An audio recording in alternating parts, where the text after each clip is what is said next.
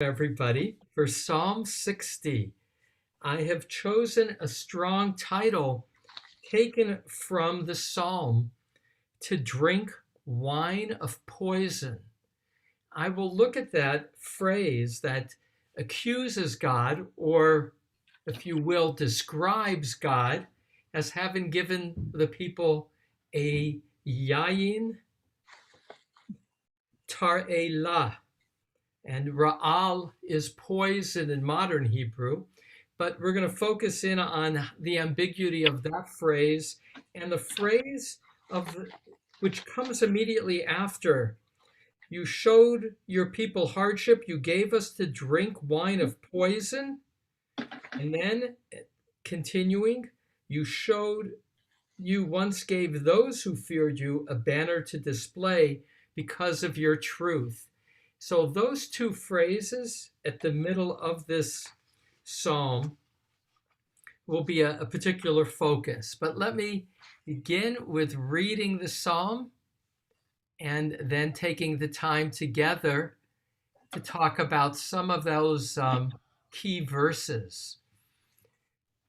You made us drink wine of poison. Psalm 60. For the conductor of Shushan Edut, a michtam of David to teach, when he struggled with Aram Naharaim and Aram Tzova, and Yoav returned, smiting Edom in the valley of Salt, 12,000. God, you abandoned us, dispersed us. You were angry. Restore us. You made the earth quake. You cracked it open. Mend its fissures, for it is collapsing. You have shown your people hardship. You have made us drink wine of poison. You gave those who fear you a banner to display. For the sake of truth, Selah, so that your beloved be set free. Deliver with your right hand and answer me. God spoke in holiness. I shall exalt. I will divide up Shechem and the valley of Sukkot. I will apportion. Mine is Gilead and mine is Manasseh. Ephraim is the might of my head. Yehuda is my scepter. Moab is my wash basin. Upon Edom I will fling my sandal. Over Philistia I shout out exultantly. Who will bring me to the fortified city? Who will guide me to Edom? Is it not you, God, who has abandoned us? And you who does not go forth, God with our armies? Give us help against the foe, for futile is the deliverance of a mortal. Through God we shall act valiantly, for God will trample our foes. Now, the psalm does not indicate when it was written, but it seems to be in the midst of war all around. Aram Naharaim, Aram Tzafon are a description of battles in all directions for Israel. And there are references in, the second book of Samuel describes David's kingship. So 2 Samuel 8, 3-6, and then 12, 2 Samuel 10, 6-19 describe battles with these opponents and with his general Yoav going to war against Edom to the southwest of Israel, what would be Jordan today. And those are repeated in 1 Chronicles chapter 19, verse 6. So in David's rule, David, will be fighting on all fronts. He will ultimately prove successful, so that David, in contrast to Solomon, will be a warrior king, which is why he'll be told that he is not suitable for building God's home in Jerusalem to be a symbol of peace. And so this is a description of a phase of David's rule that is correlated with those descriptions in, again, the second book of Samuel and Chronicles. But many commentators, both traditional and current, point to two things about this psalm. It seems to be in the middle of the fighting. Perhaps some defeat of significance has already occurred, which might be this reference to, you have shown your people hardship, which can also be, you have shown your people harshness. You have made us drink wine of poison, which others, like Robert Alter, translates for yayin tar'elah as harsh drink. The Art Scroll has it as benumbing drink, that the battles have been of such loss in the Art Scroll understanding that the people are numbed at this point to the pain. But the literal translation, which is found in many of the translations, is a drink wine of poison, as if the failure in battle was also due to God's judgment. And that would be, classic theology, that victories are due to God and defeats are too. And in this case, the people have been defeated as if having drinking a poison that held them back from being at their strength. Here's another interesting translation to verse 5. This is Richard Levy, who again was in charge of Hebrew Union College in Los Angeles, the Reformed Seminary, and he just passed away about a year ago, a wonderful man with a wonderful commentary. He translates 5 and 6 as follows. You forced your folk to face hard things. You filled them full with wine till they falter in their steps. Now he's being more, if you will, playful rather than literal in his translation. Listen to King James Version, which for them is verses 3 and 4. To, again, these two lines, 5 and 6. Thou hast shewed thy people hard things. Thou hast made us to drink the wine of astonishment. Thou hast given a banner to them that fear thee, that it be displayed because of the truth. And that verses 5 and 6 lead to what became for me something to explore in a little greater depth. And that's verse 6. Though soon I'm going to come to verse 8, which is an oracle. But before we get to verse 8, let's look again at the structure. Verse 1, an introduction. We don't know what this instrument is of Shushan Edut. There's a description in verse 2 of enemies all around, north, south, and the verse 3, 4, and 5, a description of defeat in a battle. And then verse 6, I translate it as, you gave those who fear you a banner to display for the sake of your truth, Selah. Verse 6 in that regard seems to me to be a bridge to verse 7 and what will come after. Look at verse 7.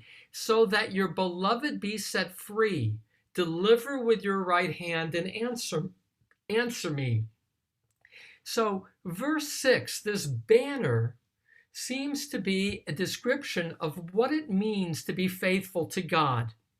That in being faithful to God, a key theme, creates the hope in verse 7 that we who are God's beloved, because we carry this banner, and I put it in quotation marks as if that's what's written on the banner, for the sake of truth. Was one can imagine the troops going into war, either literally or figuratively.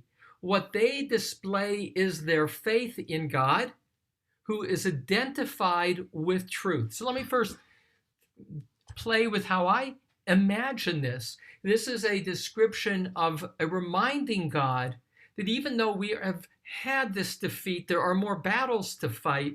And what we carry into banner is our faith in you for the sake of truth, which means for the sake of God. Because God, and again, this is now homiletical in terms of it not being, if you will, a literal, obvious explanation, but God, for the rabbis later and even early, is identified with this word truth. In the Talmud, they will say that it is God's signet. And again, a signet, think of a signet ring, is what became your emblem, what you became identified with. And truth is a recognition of faith. When somebody dies, now I'm going forward in time, the expression of the rabbis is Baruch Dayan HaEmet, blessed be the true judge. And again, the word there is emet. That's what qualifies, describes the nature of God's judgment, which is to say here, for the sake of truth, going into battle, a statement of whether we are victorious or are defeated, we trust in your judgment. We trust in you because we see you, God, as a God of truth, of loyalty and kindness. The word emet is all-encompassing. Literally, it's the first, middle, and last letter of the Hebrew alphabet. In that sense, it's all-encompassing. What could be said about God? And I'll also add, it's, if you will, the word emet in Hebrew, it's a conflation, a putting together of aim and met, mother, birth, and death.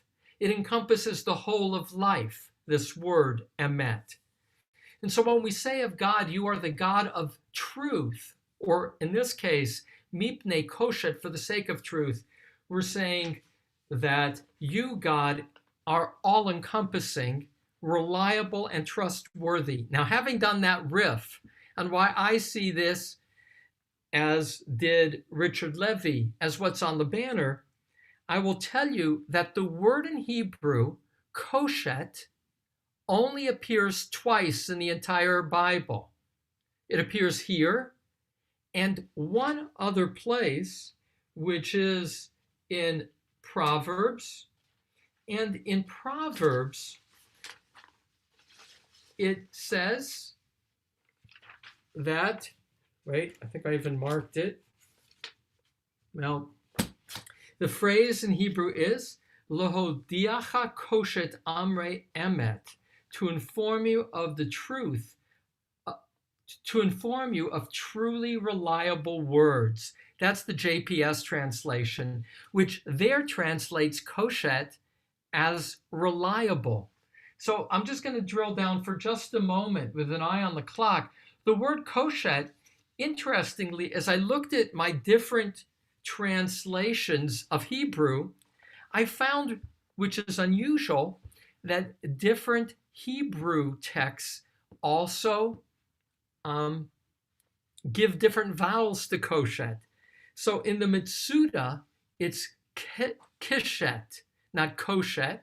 Mostly, like in Jewish Publication Society, it's koshet. And again, that's because there are no vowels in the Bible as written. And so these are later scribal notations. And there's not even a consensus as how do you dot the koshet in terms of the vowels, because it only appears twice here for the sake of truth. And in the context of Proverbs, the other place, it's actually dotted different. It's kosht. So not koshet, but kosht. And it's in the context of kosht imre emet. So this word kosht is identified with emet, the normal word used for truth. And so in the concordance, it's understood as being a synonym for truth, but it can also suggest, as it does in Proverbs, or at least understood by JPS, as truly reliable. So kosht is God is reliable, but a reliability identified with truth. But let me share with you, because I shouldn't still at this point with Psalm 60 still be so surprised by how differently people translate so as to have different understandings totally of a verse. That's the case here with the nature of this banner, which, by the way, the word banner in Hebrew, nes, also can mean a test, like Abraham in the Parsha last week, right?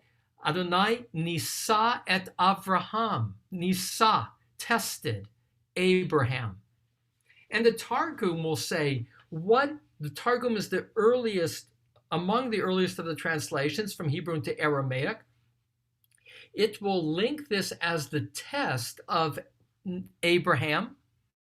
So if you will, for the sake of Abraham's test, which is to say, God, remember our merit of our ancestor. So it's not just a banner, it's a test. And I'll also add the word nes will become in Hebrew, or is in Hebrew, also the word for miracle. Here's some different translations. Mitsuda, which punctuates this as keshet, a little different Hebrew punctuation, a test by which to be proven for the sake of your truth, so that battles are seen as tests of loyalty to God. Here's JPS, give those who fear you because of your truth a banner for rallying. Robert Alter, a banner for rallying because of the truth. The translation of Chabad, a banner to wave because of your truth. And just a couple more.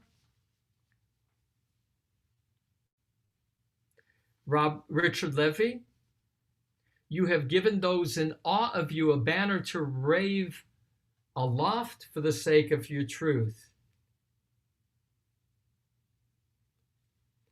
Martin Cohen, now give them a banner to those who fear you so that they may wave it as their insignia. This last comment about the word koshet, because it's such an obscure term, Samson Raphael Hirsch, the rabbi of the 19th century Frankfurt, Germany, who in the midst of a changing Germany of giving Jews the right to vote, became the one who became the spokesman for what would become later known as modern Orthodoxy. And he will write that Keshet is actually derived from a Chaldean term for truth. And then we'll cite the selection from Proverbs. And back to test, there's a commentary that koshet comes from tachshit, which is spelled different in Hebrew but sounds similar. And tachshit means an adornment or a jewel, which is to say, and now citing the Talmud Baba Batra 60b, that's where tachshit is a jewel, that when one faces a test, one's true nature is revealed like a jewel. And so for some, verse 60 is you have given those who fear you a test, or who revere you a test. And nes lehit no ses. So one is the noun, the other is kind of a verb. So it's a test to display, a test to pass, for the sake of truth. So there's a transition back to structure. A psalm in which there's battle around Israel. There seems to be a loss, a sense of hardship, of drinking a wine of poison that staggers the people. And yet with verse 6, in the past tense, a reminder that we go into battle with loyalty to you, and we trust in you as the God of truth. And then the shift, verse 7, so that your beloved be set free, deliver with your right hand and answer me. And here it goes from the national to the individual. And now an oracle, verses 8 through 11, 8 through 10. And here too there's ambiguity. God spoke in holiness. Now holiness here, kodsho, is understood as from his sanctuary, his tent, his temple, as if you can do a colon. And then the commentaries will differ in terms of, is the I in reference to God? I, God, shall exalt, because I will divide up Shechem.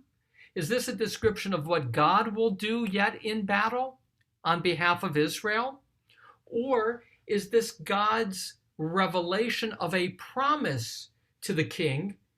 And here, there is some reason to believe it may even be King David, rather than retroactively ascribed to him, because what will now be described are not only the tribe of Judah and Benjamin, but the northern tribes. And King David, that military warrior, he will be the one living at a time in which Israel and Judah, the 10 tribes, Ephraim and Manasseh, those being the two main tribes, two sons of Joseph who get a double portion.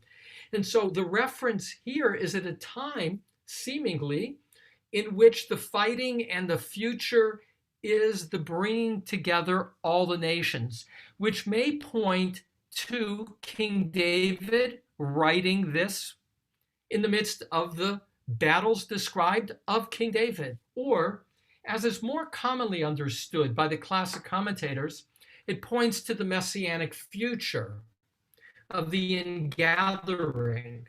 In fact, in a moment, I'll come back to focusing on this revelation.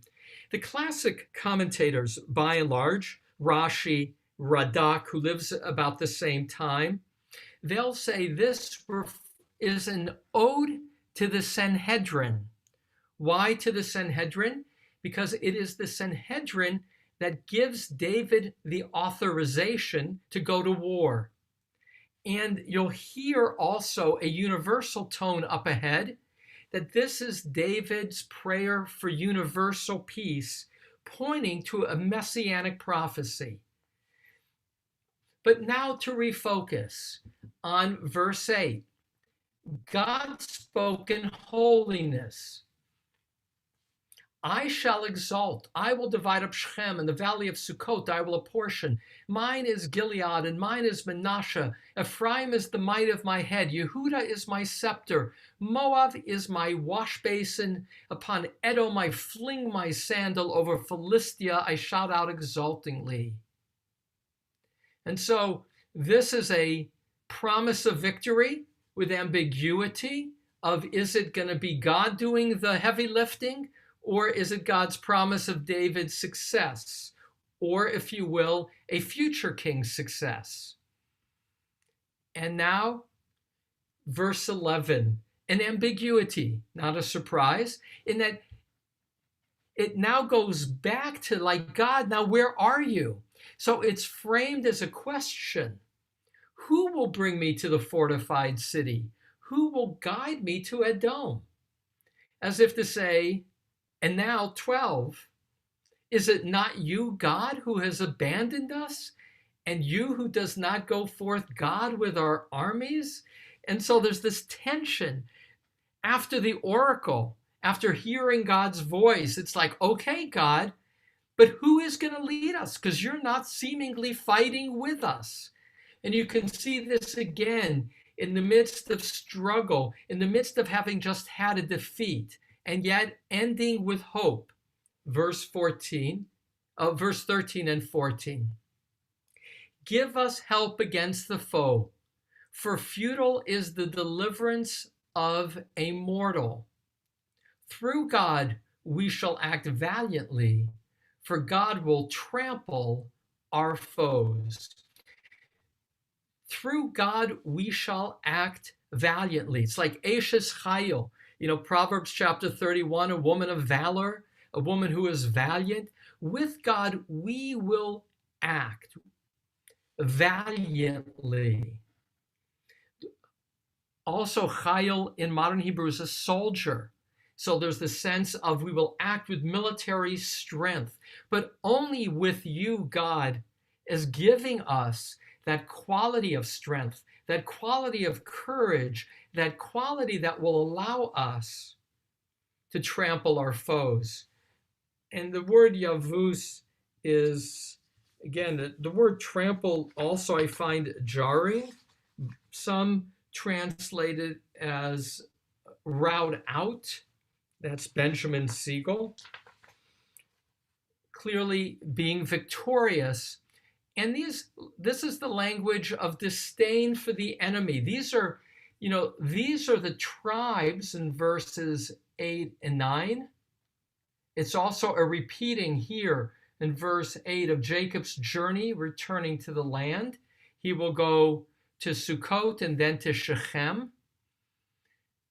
These Menashe, Ephraim, Yehuda, north and south tribes, and these are the enemies of 10 that are disparaged. Moab is by the Dead Sea. Some say that's the image of the wash basin. Edom to the south and on the other side of the Jordan.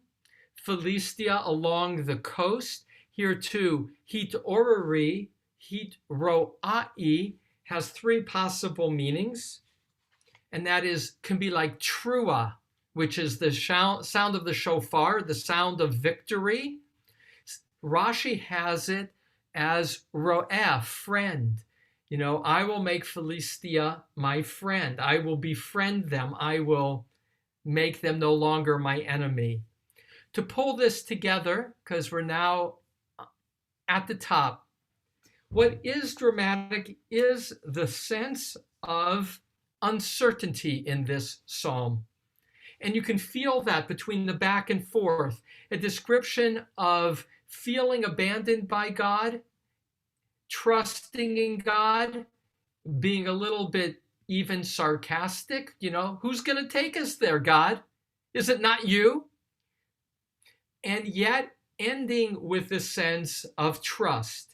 And the oracle in verse 8 is this quality of ambiguity. For Martin Cohen, my colleague in Rhode Island and friend, this is the core of the psalm, namely that this is a psalm about a revelation in the temple. He imagines this being written by a priest late at night, engaged in certain kind of mystical practices, so as to have an encounter mystically. And there is this experience of God.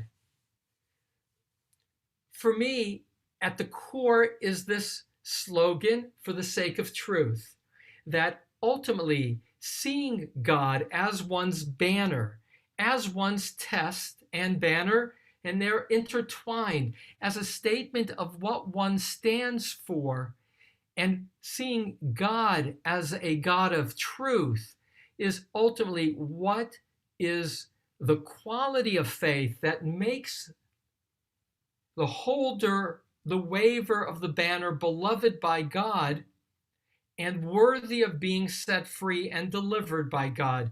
With the statement being, one can't rely on mortals alone. It's futile. One needs the Spirit of God in order to be chayil, to be valiant. But last, the title is jarring. You made us drink wine of poison. You made us drink wine that staggered us. You made us drink wine that benumbed us.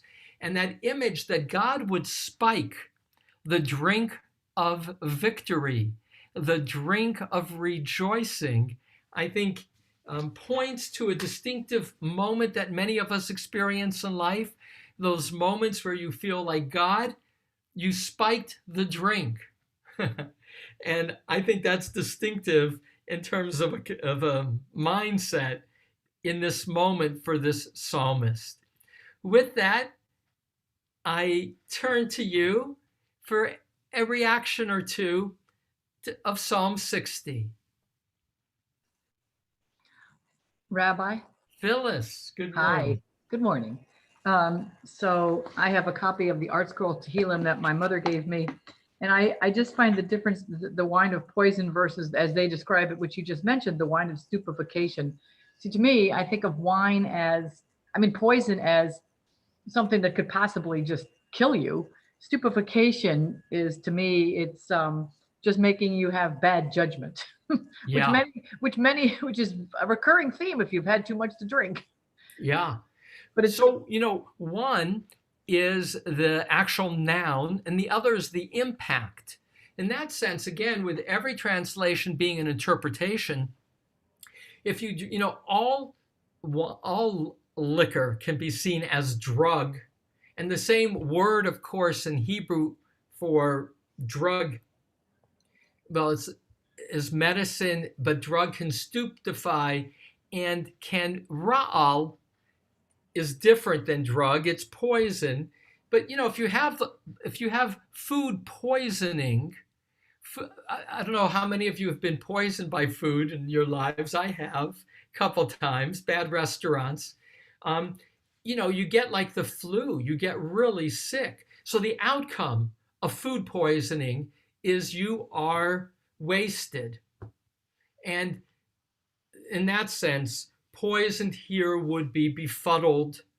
But they're softening it, and that's the impact. But the language of calling it Ra'al Tar'ela seems to me to be much more accusatory, much more a spiked drink than simply a befuddlement.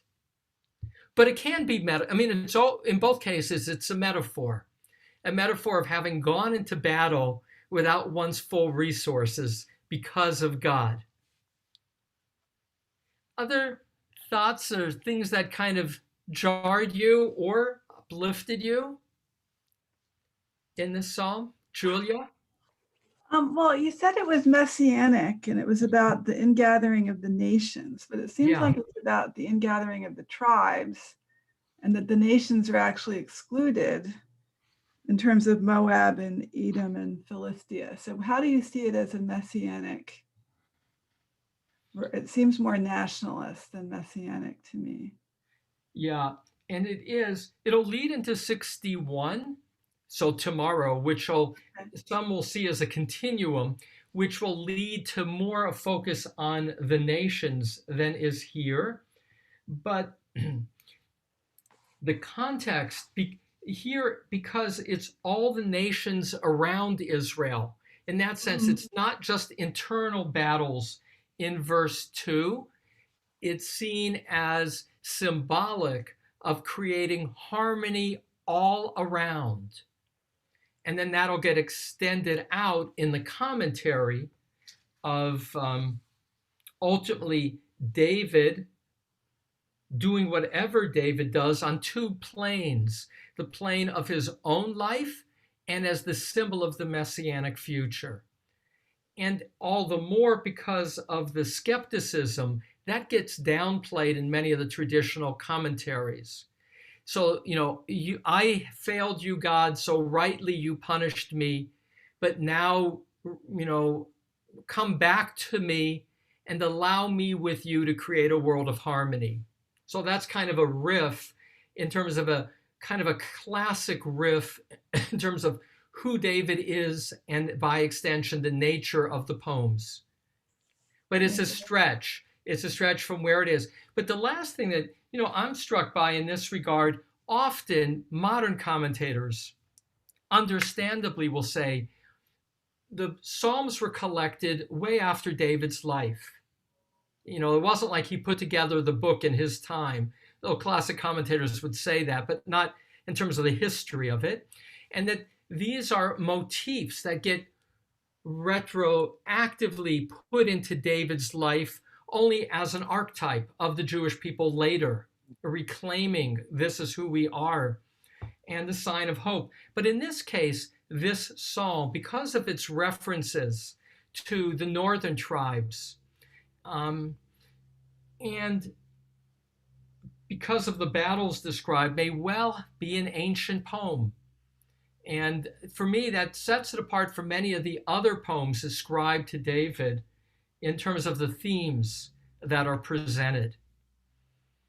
And in that sense, that's again against that historical reading, against this more large messianic imagery of a world peace that is more the lens of the classic commentators, even for an ancient psalm.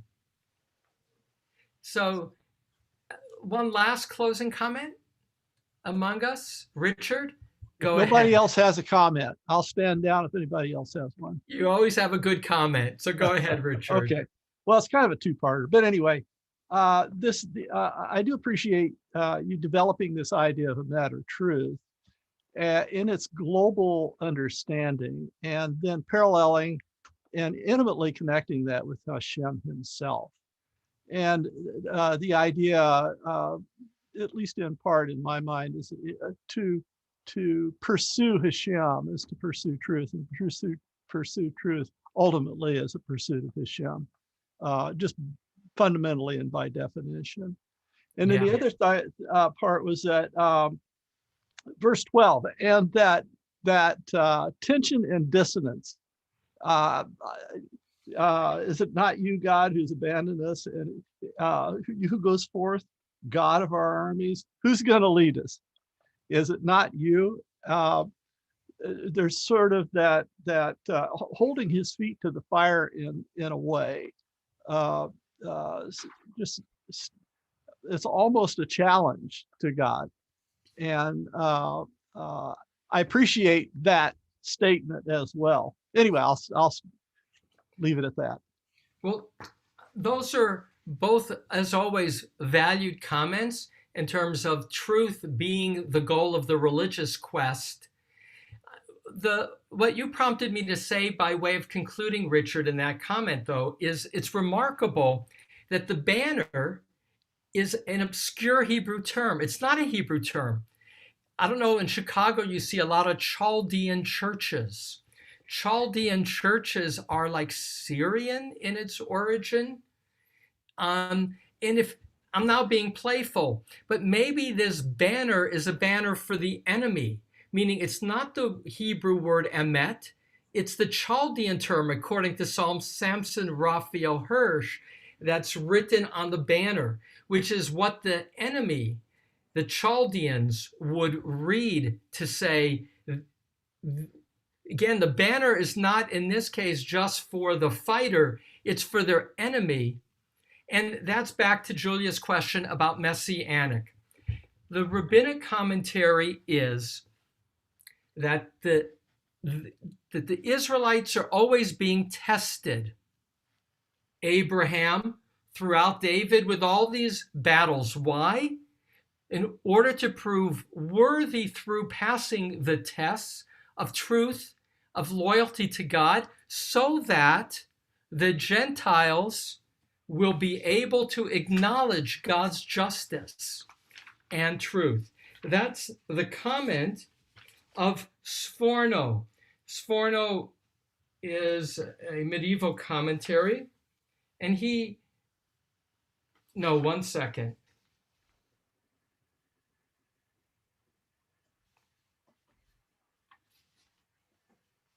It's no less than Rashi.